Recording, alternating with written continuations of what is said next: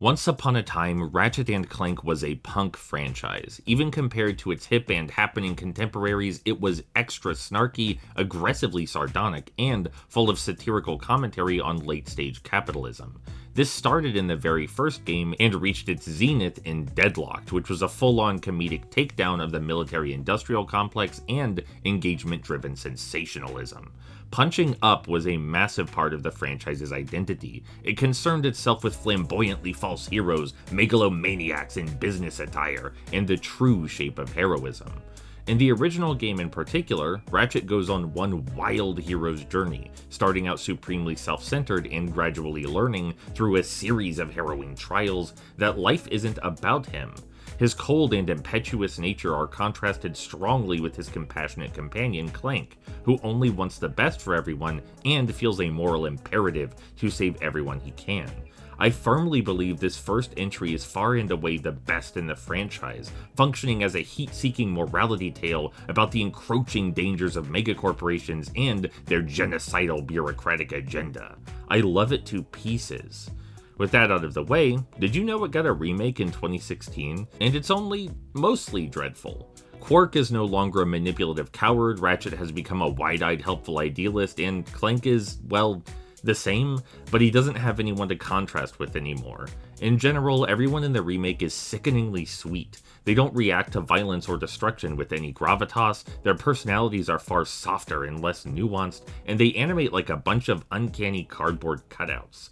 It's sad stuff which butchers the original's punk soul, and nearly everything about the presentation and storytelling is frankly insulting. That said, if you look solely at the gameplay, it's pretty good. Not great, but yeah, good enough. Although more focused on shooting than the original work, it maintains a great deal of platforming thanks to the inherited level design. The controls are smooth almost to a fault, and there's a focus on fairly freeform exploration as you're allowed to visit and complete several levels out of sequence. The weapons also got a major overhaul, adding many franchise favorites and an expanded upgrade system.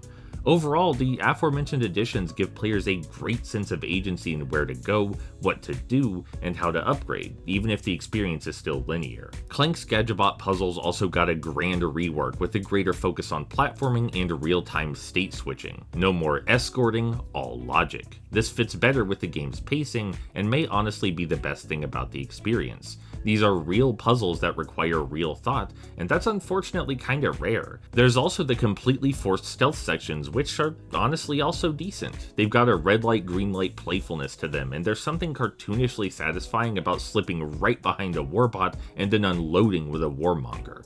The stealth also puts more pressure on the player's platforming prowess, since jumping removes your disguise, and you have to quickly reapply it as you land. The moment-to-moment hop-and-blast gameplay trends on the easy side this time around. It's far from entirely mindless, but I did occasionally find myself slipping into a hypnotic haze while spamming the triggers.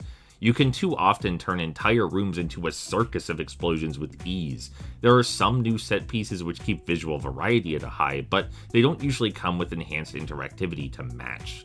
At least the two final bosses are stellar standouts, featuring an inventiveness and excitement that the larger experience lacks, forcing you to keep moving and more actively consider your weapon choices while confronting you with wholly unique hazards.